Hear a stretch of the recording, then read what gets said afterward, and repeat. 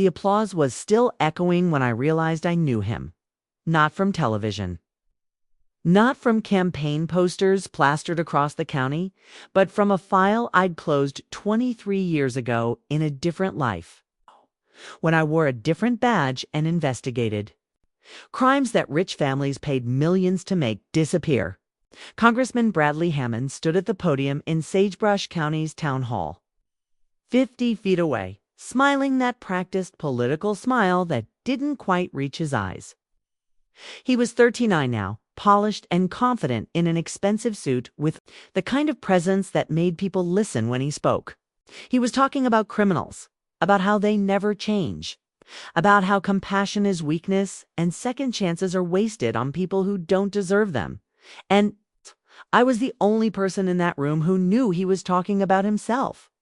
We need tougher laws, he declared, his voice carrying that rehearsed passion politicians master. Juvenile offenders should be prosecuted as adults. Rehabilitation programs are a waste of taxpayer money. These aren't children making mistakes. They're criminals who need to face consequences. The crowd, mostly his supporters, bussed in from across the district, applauded enthusiastically. Then he made the mistake that would end his career. He pointed directly at me. Your local sheriff here, Sheriff Callahan, has implemented what she calls a youth diversion program. With all due respect, Sheriff, you're a nobody in a badge trying to coddle criminals. The science is clear. Criminals don't change. They never have. They never will. More applause, cameras flashing. His staff nodding approvingly. I sat perfectly still, hands folded in my lap, face neutral. But inside, something clicked into place with the cold finality of a lock engaging. Because I remembered exactly who Bradley Hammond had been before he became a congressman. And I had the file to prove it. What happened next would destroy a political career, expose hypocrisy at the highest levels, and cost me everything I'd built. But some truths are worth the price. The event ended with Bradley shaking hands, taking photos, playing the role of the people's champion. I left quietly, drove straight home, and went to my garage where I kept boxes I probably shouldn't have. Kept case files from my FBI days, technically supposed to be destroyed or returned when I left the bureau. But some cases you just can't let go of. It took me 40 minutes to find the right box, and there it was. Asterisk, asterisk, United States v. BH, asterisk, asterisk, asterisk, asterisk, District Court of Arizona. 2001, asterisk, asterisk, asterisk, sealed. Juvenile case, asterisk, asterisk. I opened the file carefully. The pages were yellowed, the photos faded, but everything was still there. Bradley Hammond, age 16. Junior at Scottsdale Preparatory Academy, one of the most prestigious private schools in Arizona. Arrested for distribution of cocaine, not possession, distribution. He'd been selling to classmates for at least 6 months. The amount seized from his locker, 200 grams of high-grade cocaine. Street value, approximately $20,000. The evidence was overwhelming. Testimony from 12 students who'd bought from him. Text messages on his phone. Cash in amounts that couldn't be explained by allowance. And a full confession on tape, recorded before his parents' lawyers showed up and shut everything down. Under federal law, distribution in a drug-free zone, which includes schools, carries mandatory minimum sentences even for juveniles. Bradley should have gone to a federal juvenile detention center. At 16, with that quantity? There'd been serious discussion about transferring him to adult court. But the Hammond family was rich. Not just wealthy, generationally rich, with connections that reached all the way to the state capitol and beyond. They hired a team of lawyers that most families couldn't afford for a lifetime, let alone one case. Those lawyers negotiated a deal that still made me sick to think about. Bradley would enter a private rehabilitation facility, essentially a luxury resort with therapy for 6 months. He'd perform community service supervised by his own family's charitable foundation.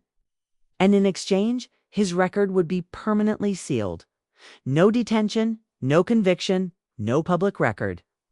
Just a sealed file that would follow him invisibly through life, protecting him from consequences while he built a political career on punishing others. The system had given him a second chance, and now he wanted to deny that same chance to every kid who didn't have his family's money. I sat in my garage for a long time, holding that file, thinking about the kids I'd seen in our county's diversion program. Teenagers who'd made mistakes, shoplifting, vandalism, minor drug possession. Fights who were getting counseling, education, mentorship instead of criminal records that would destroy their futures. Kids who looked nothing like Bradley Hammond in that old photo, but who'd done far less than he had. My phone rang. "Rosa boss, you okay? You left the event pretty quick." "I'm fine, just needed air. Hammond's an asshole. Everyone knows it. Don't let him get to you." "He doesn't get to me," I said.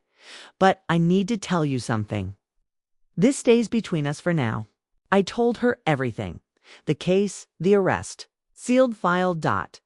She was quiet for a long moment. "You're thinking about exposing him?"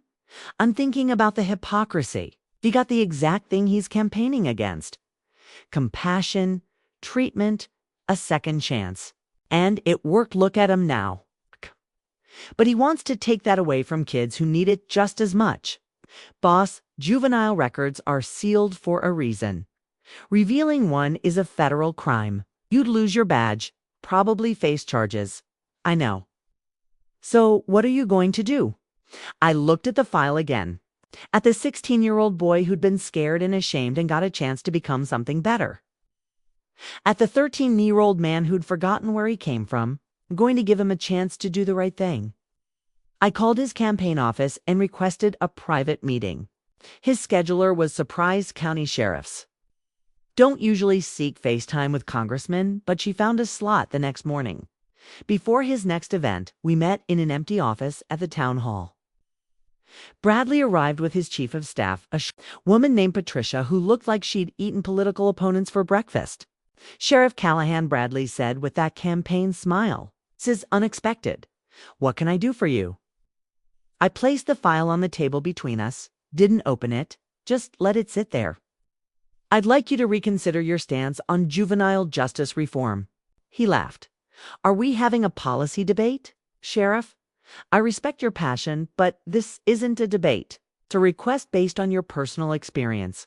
The smile flickered. "My personal experience?"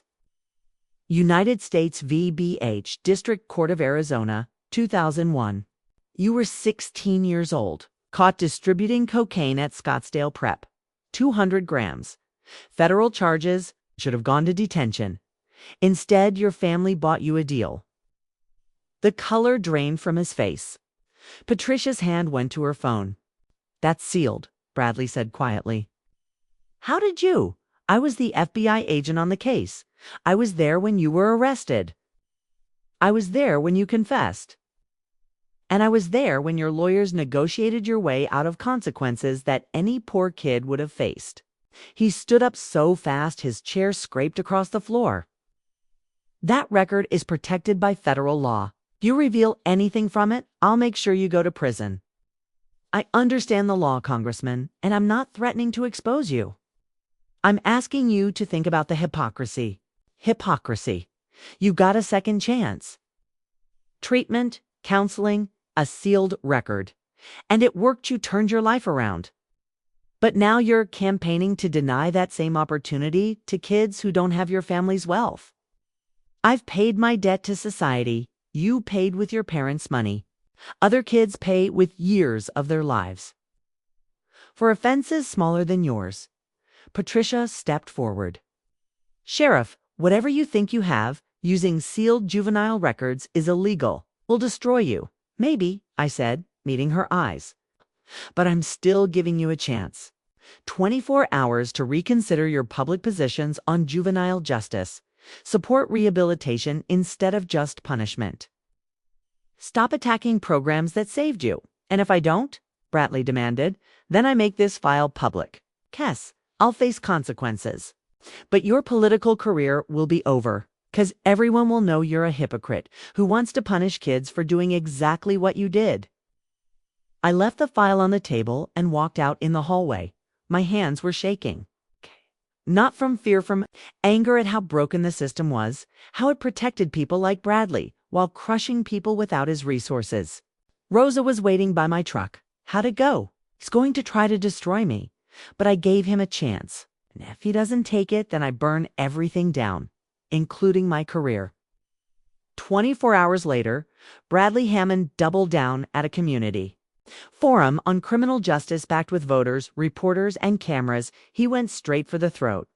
I've been informed that our local sheriff is making political threats, he announced, his voice carrying righteous indignation. Trying to blackmail an elected representative because she doesn't like my policies? This proves what I've been saying. Sheriff Callahan is unfit for office. She's a nobody in a badge who doesn't understand how the real world works, the crowd murmured. Reporters scribbled notes. I was sitting in the back row, wearing my uniform, carrying a folder. I'd made my decision. I stood up. May I respond, Congressman? He smiled, thinking he'd already won. Of course, Sheriff. Please enlighten us. I walked to the front of the room, every eye on me. I opened the folder copy of the file with certain identifying details visible. Others redacted just enough to stay on the legal side of the line.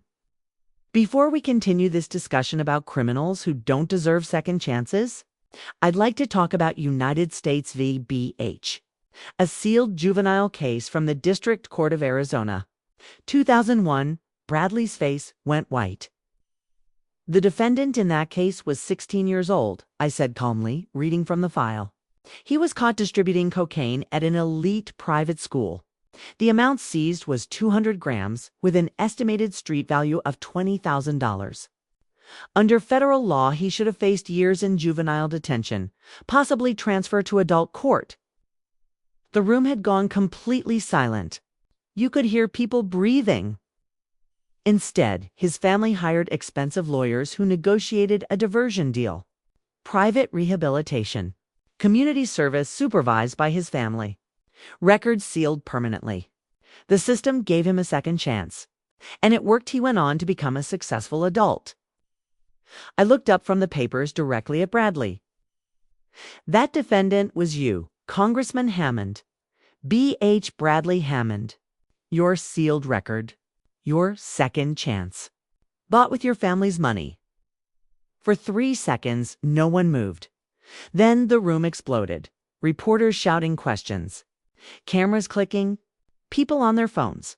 Campaign staffers rushing toward Bradley, who stood frozen at the podium. That's sealed. He finally shouted. You're committing a federal crime by revealing you're right, I said, my voice cutting through the chaos. I am. And I'm prepared to face the consequences. But this audience, these voters, deserve to know the truth. You've built your career on being tough on crime, on denying second chances to kids who made mistakes. But you only have a career because the system gave you the exact thing you want to take away from others. You're finished. He screamed. Finished. Maybe, I said, but so are you. I placed the file on the moderator's table and walked out behind me. Bradley Hammond's political career was ending in real time. The next 72 hours were a blur. The story went national. Congressman's sealed juvenile record exposed. Every news outlet ran it. Bradley tried damage control press conferences. Apologies, explanations, but the hypocrisy was too stark. The irony to perfect. Within a week, he'd withdrawn from his re-election campaign. His primary opponent, a progressive prosecutor, who actually believed in rehabilitation, was now running. Unopposed. But there was a price for truth. The Department of Justice opened an investigation into my revelation of sealed records. Technically, I'd violated federal privacy laws designed to protect juveniles, even when those juveniles were now adult public figures. Sarah Chen called from D.C. Mara, I'm trying to help, but this is serious. You broke federal law. I know. Was it worth it? I thought about the kids in our diversion program. The teenagers getting counseling instead of criminal records. The families who wouldn't be destroyed by a justice system that treated poverty like a crime. Yes, it was worth it. The DOJ offered a deal: resignation, a fine, No criminal charges. I'd lose my badge but avoid prosecution. I took it my last day as sheriff of Sagebrush County. Hundreds of people showed up. Families I'd helped. Kids who'd gone through the diversion program. People who understood what I'd sacrificed and why. A 17-year-old named Marcus approached me, a kid who'd been caught with marijuana and given a choice between diversion and prosecution. He'd chosen diversion, completed counseling, stayed in school, turned his life around. "You lost your badge to protect people like me," he said, tears in his eyes. "I protected the principle," I told him. "Everyone deserves a second chance. Rich or poor. That's what justice means. What will you do now?" I smiled. "Find another way to fight." The badge was a tool. The fight continues. Rosa was elected sheriff in a special election, running on a platform of continuing the reforms I'd started. She expanded the diversion program, hired more counselors, partnered with schools to catch kids before they entered the system. "This is your legacy," she told me at her swearing-in. "Not the badge you lost. This." I took a position with a national criminal justice reform organization, consulting on juvenile justice programs across the country. The pay was less, but the impact was greater. 6 months after the scandal, I received an unexpected letter. The return address was from a psychiatric facility in California. Inside was a handwritten note, * Sheriff Callahan. *, I'm writing to you from rehab this time. Not the resort my parents sent me to when I was 16. After everything fell apart, I had a breakdown. Had to face what I'd become. *, you were right. I built my career on denying others what saved me. I convinced myself I was different, special, that my second chance was earned while theirs would be wasted. I was wrong. *, I'm not asking for forgiveness. I'm just saying you did the right thing, and I'm sorry it cost you everything. *, Bradley Hammond, I read it twice. Then filed it away.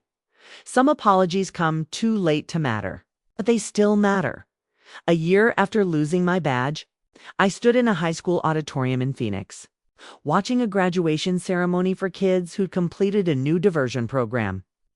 I'd helped design 20-3 teenagers, wearing caps and gowns, who'd been arrested for various offenses: vandalism, shoplifting, drug possession, assault, and, given the choice, prosecution or rehabilitation. They'd chosen rehabilitation, and every single one had completed the program. Marcus was one of them. He'd been accepted to Arizona State University on a scholarship. "None of this happens without you," he said after the ceremony. "It happens because people fought for it," I replied. "I was just one person. You were the person who mattered." That night, driving home through the desert, I thought about Bradley Hammond's letter, about his 16-year-old self, scared and ashamed in an interrogation room, about the system that gave him mercy because his family could buy it. And I thought about all the kids who looked like Marcus, who'd made similar mistakes without similar resources, who were being ground up by a system that treated poverty like a moral failing. The badge I'd worn for 5 years was gone. The career I'd built was over. The consequences were real, but the hypocrisy that had protected Bradley Hammond while destroying kids like Marcus was exposed. The programs that saved lives were expanding, not shrinking. And somewhere, a politician who'd forgotten his own second chance had been forced to remember: some battles you win, some battles you lose, and some battles you sacrifice everything to fight. Knowing that the truth matters more than your career, I'd lost my badge, but I'd kept my integrity. And in a system that often forced you to choose between the two, that felt like victory enough. Echo barked from the passenger seat, impatient to get home. I scratched his ears and smiled. "A day, buddy." "I know. Time for dinner." Tomorrow there would be more work. More kids who needed advocates. More fights against systems that valued punishment over redemption. But tonight, I could rest knowing that 23 kids had graduated, instead of going to jail. That a hypocritical politician had faced consequences for the first time in his life. And that somewhere, a 16-year-old kid who made a mistake would get the same second chance Bradley Hammond got, not because of money, but because of principle. The desert stretched out before me, endless and beautiful under a sky full of stars. I'd been Sheriff Mara Callahan. Now I was just Mara Callahan, fighting for justice without a badge, and somehow that felt like exactly who I was, always meant to be. Some people think authority comes from the badge, but real authority, moral authority, comes from doing what's right even when it costs you everything. I'd done what was right. The price was high, but some truths are worth burning your career to the ground to expose. And in the end, that's a price I'd pay again, every single time.